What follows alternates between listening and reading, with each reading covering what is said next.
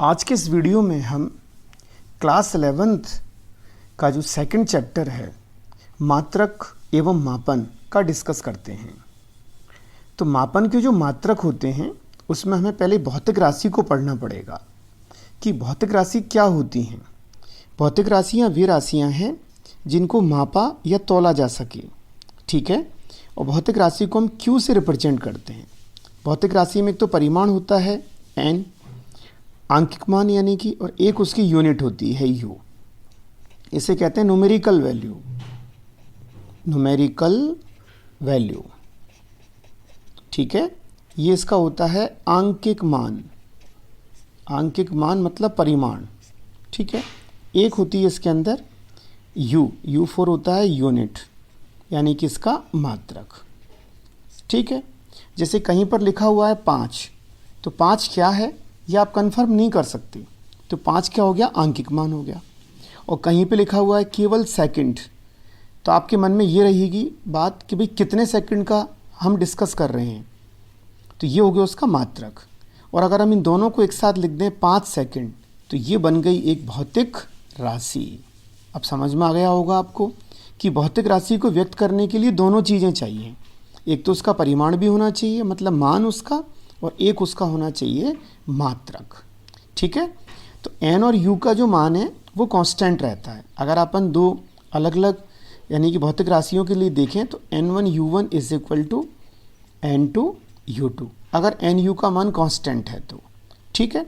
इसका मीनिंग ये हुआ कि n प्रोपोर्शनल 1/u है, यानी कि इसके इन्वर्स प्रोपोर्शनल हो गया। वो कैसे समझिए कि यूनिट अगर बड़ी होगी तो आंकिक मान छोटा होगा, और आंकिक मान यदि बड़ा होगा तो यूनिट छोटी होगी।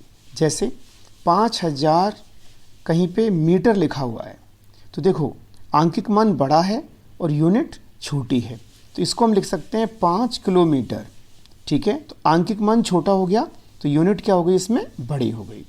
ऊपर वाले में क्या था, 5000 में जो आंकिक मान है वो तो बड़ा था और यूनिट कैसी थी, छोटी। और 5 किलोमीटर में क्या हुआ, आंकिक मान छोटा हो गया और यूनिट कैसी हो गई, आपकी बड़ी यूनिट हो गई, ठीक है। अब समझ में आ गया होगा आपको कि भौतिक राशियाँ वे राशियाँ होती हैं जिन्हें हम माप या तौल सकते हैं, और भौतिक राशि को व्यक्त करने के लिए न्यूमेरिकल वैल्यू, आंकिक मान और यूनिट की हमें आवश्यकता पड़ती है, ठीक है। अब हम बात करते हैं किसकी, मात्रक की। मात्रक क्या है, आपको किसी भी भौतिक राशि का यदि आपको मापन करना है तो उसके लिए आपको एक निश्चित और एक मतलब मानक से आपको क्या करनी पड़ेगी, उसकी तुलना करनी पड़ेगी। उसी को हम क्या कहते हैं, उसका मात्रक कहते हैं। या फिर ऐसे समझिए आप कि उचित आकार और परिमाण का होना चाहिए क्या चीज़, मात्रक। ना तो वो अधिक बड़ा होना चाहिए और ना ही वो अधिक छोटा होना चाहिए, ठीक है। और उसको यानी कि जब हम रिप्रेजेंट करें तो भी कोई प्रॉब्लम नहीं आनी चाहिए। और मात्रक की क्या क्या विशेषताएं हो सकती हैं, सभी स्थानों पर आसानी से पुनः स्थापित किया जा सके, किसको, मात्रक को। और चयन करने में कोई प्रॉब्लम नहीं हो, सर्वमान्य हो, सभी जगह होना चाहिए। मात्रक समय के साथ अपरिवर्तित रहे, ठीक है ना। ऐसा नहीं है कि मात्रक भाई टाइम टू टाइम यदि हम मात्रकों को चेंज करेंगे तो फिर भौतिक राशि का आधार ही नहीं रहेगा। और मात्रक ताप, दाब आदि जो भौतिक परिवर्तन होते हैं उनका जो प्रभाव होता है उससे क्या होना चाहिए, अपरिवर्तित रहना चाहिए, उससे नष्ट नहीं होना चाहिए, ठीक है। अब जो अपने मात्रक होते हैं वो 2 प्रकार के होते हैं। अब देखिए मात्रक को 2 प्रकार से बांट लेते हैं अपन। मात्रक 2 प्रकार के होते हैं। एक तो मात्रक होता है मूल मात्रक और एक होते हैं अपने व्युत्पन्न मात्रक, ठीक है। वही है, भौतिक राशियाँ भी 2 प्रकार की होती हैं, एक ही बात है। वो तो भौतिक राशि 2 प्रकार की होती हैं, एक तो होती हैं मूल भौतिक राशियाँ और एक होती हैं व्युत्पन्न भौतिक राशियाँ। तो जो मूल भौतिक राशियाँ हैं वे राशियाँ फिक्स हैं, मतलब उनको हम चेंज नहीं कर सकते। तो मूल भौतिक राशियों की संख्या कितनी है, 7, ठीक है। और उनके जो मात्रक हैं वही क्या हैं, मूल मात्रक हैं। तो मूल भौतिक राशियों को एक बार आप देख लो कौन कौन सी मूल भौतिक राशियाँ होती हैं। फर्स्ट नंबर पर आता है अपना द्रव्यमान, पहली मूल भौतिक राशि है, ठीक है। इसे कहते हैं हम मास। सेकंड नंबर पर पढ़ते हैं हम लंबाई, इसे कहते हैं हम लेंथ। लंबाई में चौड़ाई भी आ जाएगी और ऊंचाई भी आ जाएगी, गहराई भी आ जाएगी, ठीक है, दूरी भी आ जाएगी, विस्थापन भी आ जाएगा। और नंबर 3 पर पढ़ते हैं हम समय, यानी कि इसे कहते हैं हम टाइम। और चौथे नंबर पर पढ़ते हैं हम ताप, ये होता है टेम्परेचर, ठीक है। 5वें नंबर पर पढ़ते हैं हम विद्युत धारा, ये होता है करंट।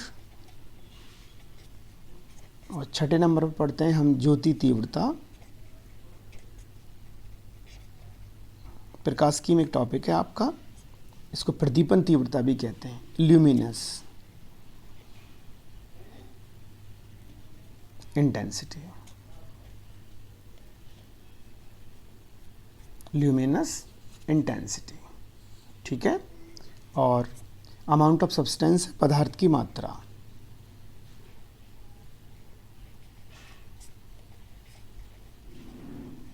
पदार्थ की मात्रा। 7 मूल भौतिक राशियां हैं, पूरा जो फिजिक्स है वो इन्हीं से बना हुआ है, मतलब, ठीक है। एक तो द्रव्यमान है, लंबाई, समय, ताप, विद्युत धारा और ज्योति तीव्रता। जो भी अपने CFL वगैरह होती हैं, LED होती हैं, तो वहाँ जो प्रकाश का जो मेजरमेंट किया जाता है उसके लिए एक मात्रक हम काम में लेते हैं, वही मात्रक अपना ज्योति तीव्रता, ल्यूमिनस इंटेंसिटी है, ठीक है ना। उसकी चमक को यानी कि वो दर्शाती है। और एक आता है पदार्थ की मात्रा, जिसे क्या कहते हैं अपन, क्वांटिटी ऑफ सब्सटेंस, यानी कि क्वांटिटी ऑफ मैटर।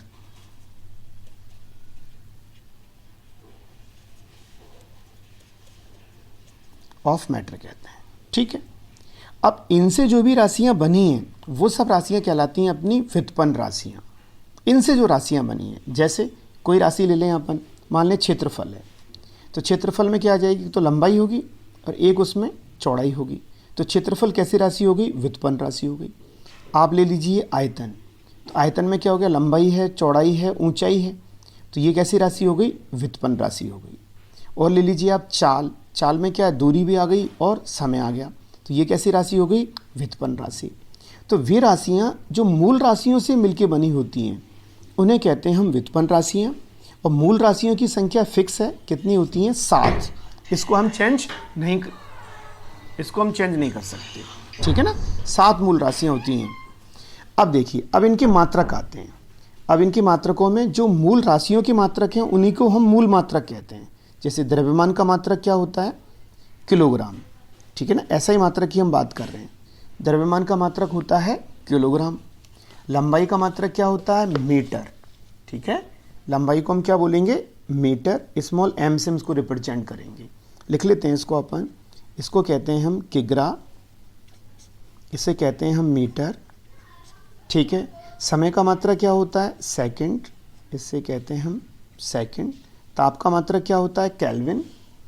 ऐसा ही मात्रक की बात कर रहे हैं हम, है ना। ताप का मात्रक डिग्री सेल्सियस भी हो सकता है, लेकिन अभी हम केल्विन का डिस्कस कर रहे हैं, केल्विन, ठीक है, केल्विन। विद्युत धारा का मात्रक क्या होता है, एम्पियर। और ल्यूमिनस इंटेंसिटी, ज्योति तीव्रता का मात्रक क्या होता है, कैंडेला।